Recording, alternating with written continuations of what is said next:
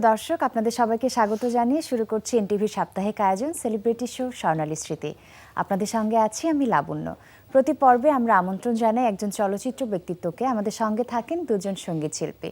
দুজন সঙ্গীত শিল্পীর কণ্ঠে আমরা আমাদের বিশেষ অতিথির কাজ করা চলচ্চিত্রের কিছু গান শুনি এবং সেই সাথে বিশেষ অতিথির কাছ থেকে শুনি সেই চলচ্চিত্রে কাজ করা শুটিং এক্সপিরিয়েন্স।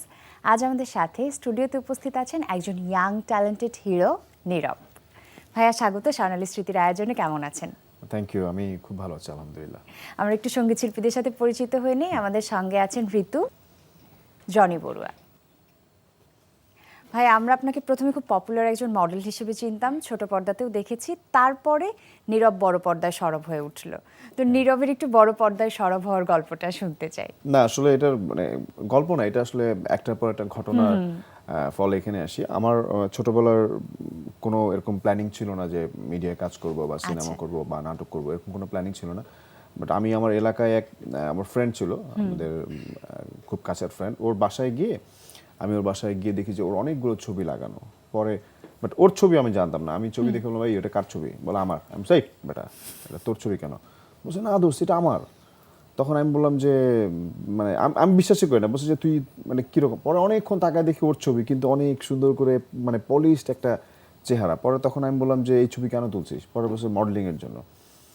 তখন আমি বলছি যে ঠিক আছে, তাহলে আমিও ছবি তুলবো। মানে আমার আসলে ওই প্ল্যানিং, মানে ওকে যদি ওরকম লাগতে পারে তাহলে আমাকে আরও ভালো লাগবে। ওই জায়গা থেকে আমি ফটো সেশন করবো।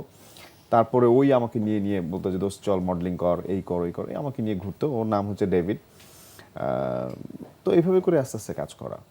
আর সেই যে ছোট পর্দায় যখন আমরা আপনাকে দেখেছি, তারপরে হিরো হওয়ার গল্পটা একটু শুনতে চাই। 2008-এ একটা টিভিসি করেছিলাম, একটা টেলকো টিভিসি, যেটা দিয়ে মানুষ আমাকে অনেক বেশি মানুষের ভালোবাসা পেয়েছি, মানুষের অনেক পরিচিতি পেয়েছে। ওই জায়গা থেকে তখন আমাকে অনেকজন মানে আমাকে করেছে, ভাইয়া চলেন সিনেমা করি, এই করি ওই করি। পরে আমাকে এফডিসি থেকে একজন ডিরেক্টর ফোন দেয়, বাট আমি আসলে তখন অতটা প্রিপেয়ার্ড ছিলাম না যে সিনেমা করব। তারপরে আমাকে শাহিন সুমন ভাই একদিন ডাক দিল যে ঠিক আছে নীরব, আপনি আসেন, আপনার সিনেমা করতে হবে না, আপনি সামনাসামনি আমার সাথে গল্প করেন, আমি আপনাকে দেখব, আপনি আমাকে দেখবেন, এই জাস্ট এতটুকুর জন্য। পরে আমি এফডিসি যাই, গিয়ে তারপরে উনি আমাকে গল্প বললো, পরে এইভাবে করে রাজি হওয়া আর কি। আর আমি যদি ভুল না করি, প্রথম চলচ্চিত্র মন যেখানে হৃদয় সেখানে। হ্যাঁ। তো আমরা আজকের আয়োজনের শুরুটা সেই চলচ্চিত্রের একটা গান দিয়ে করতে যাচ্ছি। কোন গানটা শুনবো এই চলচ্চিত্রে? আমরা এখন যে গানটি করছি সেই গানটি হলো সাদা কাগজের মতো মনটা আমার। মূল শিল্পী ছিলেন শ্রদ্ধেয় আসিফ এবং জীবন্ত কিংবদন্তি শ্রদ্ধেয় সাবিনা ইয়াসমিন ম্যাম।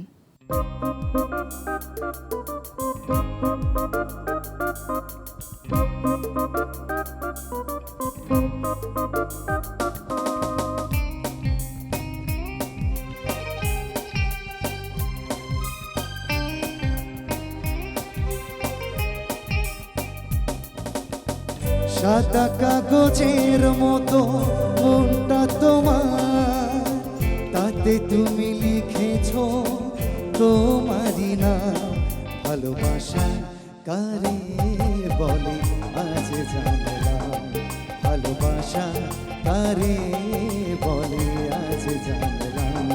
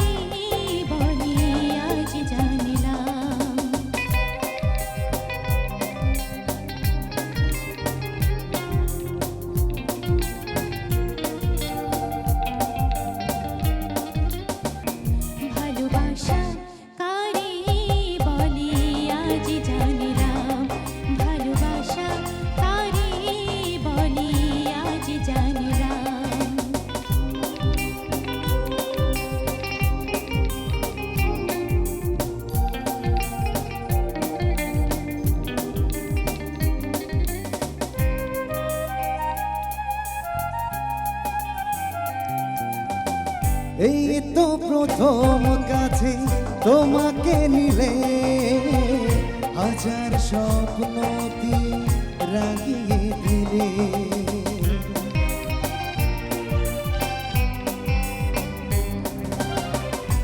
হৃদয়ের বন্দরে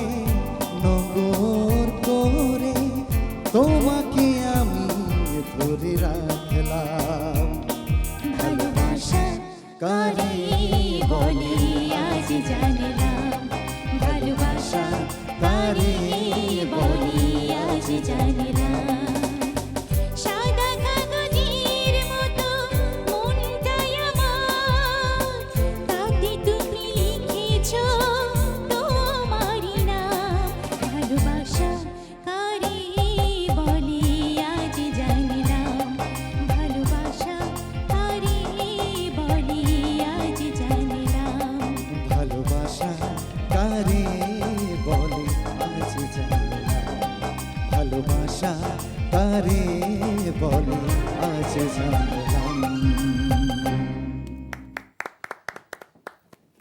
মন যেখানে হৃদয় সেখানে, হ্যাঁ triangle love story, Shakib Khan, উপবিশ্বাস এবং নীরব।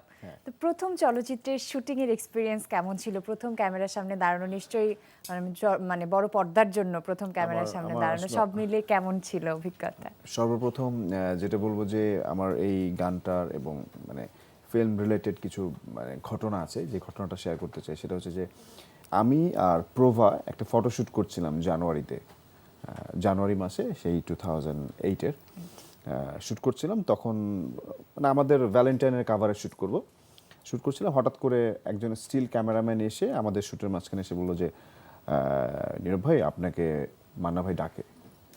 তখন আমি মানে অবাক হয়ে গেছি যে কী ব্যাপার, মান্না ভাই আমাকে ডাকবে। মানে আমার নিজের মধ্যে মনে হলো কী ব্যাপার, মান্না ভাই আমাকে কোত্থেকে চিনবে, প্লাস তার সঙ্গে কখনো কোথাও দেখা হয়নি। পরে আমি গিয়ে বলছে যে বসো। পরে বলছে যে কেমন আছো তুমি? আমি বলছি ভালো। বলছে তোমার বিজ্ঞাপন আমি দেখি খুব পছন্দ, তোমাকে আমার খুব পছন্দ হয়েছে, সিনেমা করো না কেন? পরে আমি বলছি যে ভাইয়া করবো, মানে করবো। এই ঘটনাটা বলার কারণ হচ্ছে এইখানে যে ঘটনাটা মানে যেখানে ঘটেছিল ওইটা মানে ওয়ান্ডারল্যান্ডে ছিল। আর আমি আমার জীবনের প্রথম সিনেমার গান করেছি, এই গানটা দিয়ে আমার জীবনের প্রথম গান শুটিং আচ্ছা। সবকিছু স্টার্ট, এবং ওইটাই একই জায়গায় যে মান্না ভাই আচ্ছা। আমাকে অফার করেছিল, যেখানে আমাকে আর মানে আমার ডিরেক্টরের আগেও ফিল্মের একজন মানুষ, যে বাংলাদেশের সবার পছন্দের মানুষ, বাট সে আজকে নাই, সেই মানুষের দ্বারা প্রথম অফার পেয়েছিলাম এবং ওইখানে আমার জীবনের প্রথম সিনেমা শুটিং করেছি। এইটা একটা বিষয়। আর একটা ব্যাপার হচ্ছে যে আমি খুবই নার্ভাস ছিলাম, এবং উপবিশ্বাসের মতো মানে তখন মানে অনেক ক্রেজ এবং সবার পছন্দের, আমারও পছন্দের, তার সাথে প্রথম গান করতে যাওয়া, এবং এত বড় একটা বিগ অ্যারেঞ্জমেন্ট নিয়ে আমি ছোট্ট একটা মানুষ যে আসলে কখনো ফিল্মে কাজ করিনি। সো আমার জন্য অনেক বেশি মানে ভয়ঙ্কর ব্যাপার ছিল ওই দিনের এক্সপিরিয়েন্সটা। মানে আমি লিপসিং করাটা অনেক টাফ ছিল আমার জন্য। শুরুটা মনে হয় এরকম ভয়েরতই থাকে, তারপরে হ্যাঁ। আস্তে আস্তে মানুষের সেই জায়গার সাথে সখ্যতা গড়ে ওঠে। এবারে একটু জানতে চাই যে মুক্তিপ্রাপ্ত চলচ্চিত্রের সংখ্যা প্রায় 2 ডজনের বেশি। এতগুলো সিনেমার মধ্যে আপনার কাছে যদি আপনার উল্লেখযোগ্য কিছু সিনেমার নাম জানতে চাই, যে সিনেমাগুলোর সাথে অনেক বেশি মেমরি জড়িয়ে আছে, কোন নামগুলো শুনবো? আমার প্রথম যে ছবিটা মন যেখানে, ওইটার সাথে সবচেয়ে বেশি মেমরি জড়িত, কারণ এটা যেহেতু আমার একদম স্টার্টিং। আর যেটা হয় যে কাজ করতে গেলে বিভিন্ন সেক্টর, বিভিন্ন জায়গায় কাজ করতে যায়। রিসেন্টলি একটা যেটা ঘটনা ঘটেছে, আহমেদ ইমতিয়াজ বুলবুল ভাই মারা গেছেন, এবং ওনার জীবনের প্রথম এবং যেই ছবিটি একমাত্র একটা ছবি করেছিলেন, সেটা হচ্ছে গুরু ভাই, যেটা শীর্ষেন্দু মুখোপাধ্যায়ের একটা উপন্যাসের থেকে নেয়া দত্তগুপ্ত উপন্যাস। সেখানে অ্যাক্টিং করেছিলেন আহমেদ ইমতিয়াজ বুলবুল ভাই, ওখানে আমি হিরো ছিলাম। সো ওইটাও বিশাল বড় একটা মানে আমার জন্য স্মরণীয় একটা ঘটনা। মানে প্রত্যেকটা ফিল্মে কাজ করি, ফিল্মে হিরো আমি, এটাও একটা স্মরণীয় ঘটনা।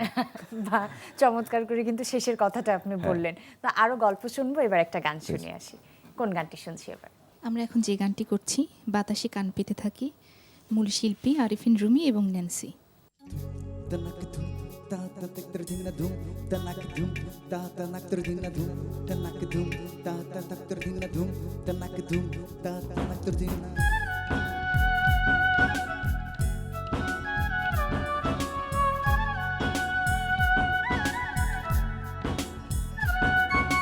বাতাসে কান পেতে থাকি, এই বুঝি ডাকছো তুমি, আকাশে চোখ মেলে থাকি, এই বুঝি পাঠালে চিঠি। একবারে বলি বারে বারে বলি বলি যে লক্ষবার তুমি আমার প্রিয়তম তুমি যে আমার একবার বলি বারে বারে বলি বলি যে লক্ষবার যে আমার।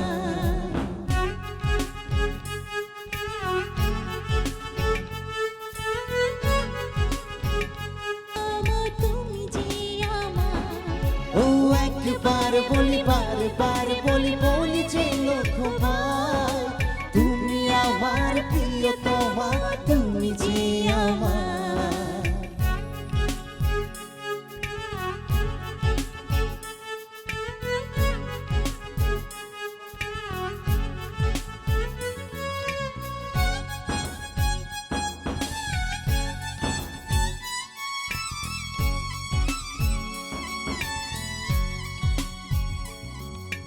হৃদয়েরই পাতায় পাতায় তোমারই নাম লেখা, তুমি ছাড়া পৃথিবীটা ভীষণ একলা একা।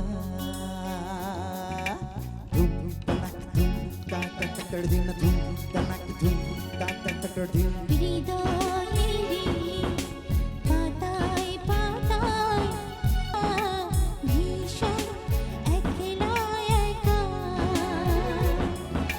তোমারই জন্য রেখেছি খুলে স্বপনেরই দুয়ার। একবার বলি বারবার বলি বলি যে লক্ষ্যবার, তুমি আমার প্রিয়তম, তুমি যে আমার।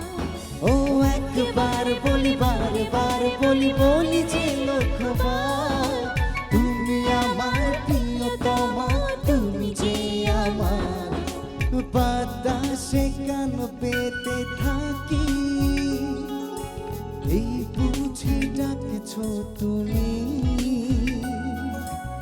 আকাশে চোখ মেলে থাকি, এই বুঝি পাঠালে চিঠি। একবার বলি বারবার বলি বলি যে লক্ষ্যবার, তুমি আমার প্রিয়তম, তুমি যে আমার। ও একবার বলি বারবার বলি বলি যে লক্ষ্যবার, তুমি আমার প্রিয়তমা, তুমি যে আমার। ও একবার বলি বারবার বলি বলি যে লক্ষ্যবার, তুমি আমার প্রিয়তমা, তুমি যে আমার। বাহ, এই তো ভালোবাসা, নীরব এবং নিপুণ। এবং এই সিনেমায় তিনজন অ্যাম্বিশিয়াস ইয়াং যে একজন নারীর প্রেমে পড়ে। তো এই সিনেমার একটু গল্প শুনবো, যে একটু কমেডি টাইপের, যেহেতু সিনেমা নিশ্চয় অন্যরকম এক্সপিরিয়েন্স। কিন্তু এই যে খুবই জনপ্রিয় একটা গান, যে গানের প্রত্যেকটা শব্দ আমাদের চেনা, প্রত্যেকটা শব্দ মুখস্থ, সেই সিনেমার এই গানের শুটিং এর এক্সপিরিয়েন্সটা একটু জানতে চাই। শুটিং এর সময় কি হয়েছিল? শুটিং এর সময়ের অনেক গল্প। সেটা হচ্ছে আমরা আমাদের গানটা কোরিওগ্রাফি করেছিল হাবিব ভাই, আমাদের এফডিসি ফিল্মের কোরিওগ্রাফি করেন, তাদের মধ্যে one of the best choreographer. এবং এই গানটার কে করবে এটা নিয়ে অনেক মানে জল্পনা কল্পনা চলে। একবার ইমন যেহেতু আমার বন্ধু, একবার টুটুল ভাই, আমাদের শাহিন কবির টুটুল যে ছবির ডিরেক্টর, টুটুল ভাই বলতেছে, একবার বলতেছে ইমন আর নিপুণ করবে, একবার বলতেছে যে ইমন আর নিপুণ, আর বলছে নীরব আর নিপুণ করবে। হ্যাঁ, তখন এখন আমরা দুজন না এর মধ্যে পড়ছি। একবার টুটুল ভাই ইমনকে বলে, একবার আমাকে বলে, এইটা নিয়ে ঝামেলা। পরে আমি বলছি ঠিক আছে আপনি ইমন করুক, হ্যাঁ। আবার ওইখান থেকে ইমন বলছে ঠিক আছে নীরব করুক, হ্যাঁ। এইটা নিয়ে টুটুল ভাই কি করবে, পরে বলছে ঠিক আছে আমরা যেটা হচ্ছে আমরা টস করব, টস করার পরে যার পরে এই গান, কারণ গান তখন মানে আমরা বুঝতেছি যে এই গানটা সুপার হিট হবে। এখন পরে টুটুল ভাই টস করে বলছে ঠিক আছে এটা নীরব। পরে ওই জায়গা থেকে আমরা শুটিং করলাম এবং আমরা বেশ কয়েকটা জায়গায় শুটিং করেছি, ঢাকা এবং ঢাকার বাইরে। এবং গানের যেটা হয় যে আমরা যখনই কোনো গানের শুটিংয়ে যাই, গানের লিপসিং মিস করি বা কখনো চুরি করি, হ্যাঁ, যাতে কেউ টের না পায়। কিন্তু এই গানটাতে আসলে কখনোই চুরি করতে হয়নি, এই গানটা মুখস্থ হয়ে গিয়েছিল আগেই। আর সবচেয়ে বড় ব্যাপার হচ্ছে এই গানটা দিয়ে এখন স্টেজে প্রচুর পারফরমেন্স করতে হয়। সবচেয়ে বেশি হ্যাপি গানটা নিয়ে হচ্ছে আমার ডিরেক্টর শাহিন কবির টুটুল। সো আমার কাছে মনে হয় যে ফিল্ম থেকে যত টাকা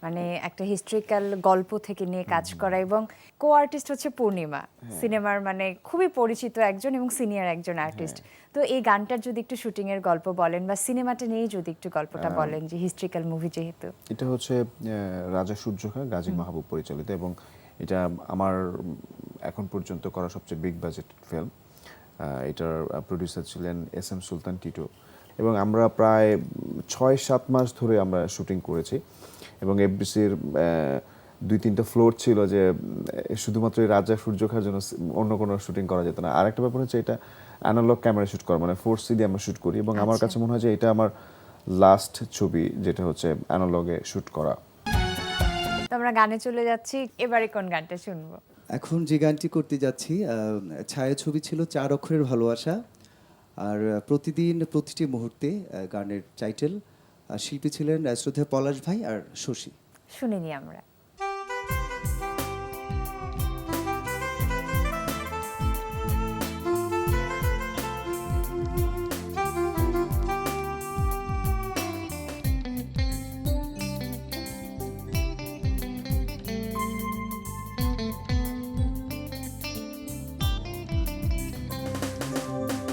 প্রতিদিন প্রতিটি মুহূর্তে তোমার ভালোবাসাতে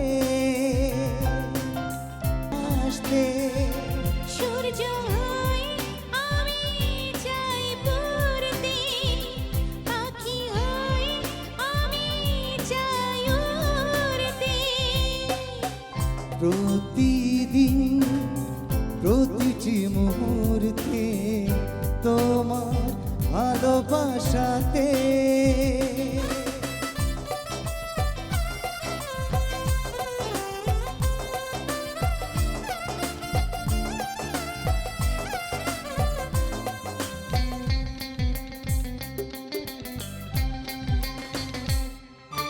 রিমঝিম রিমঝিম চাই চলতে, মনের কথা আমি চাই বলতে। সূর্য হয়ে আমি চাই পড়তে, পাখি হয়ে আমি চাই উড়তে।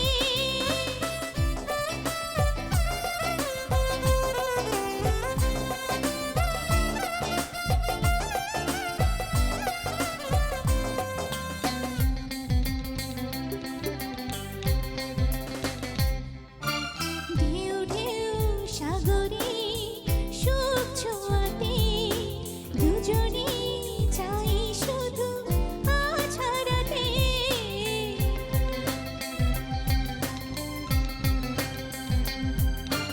চাই চাই অচেনা অজানাতে, দুজনে দুটি পা বাড়াতে। প্রতিদিন প্রতিটি মুহূর্তে তোমার ভালোবাসাতে। সব ব্যথা আমি চাই ভুলতে, নতুন স্বপ্নে আমি চাই ভুলতে। সূর্য হয়ে আমি চাই পড়তে, পাখি হয়ে আমি চাই উড়তে।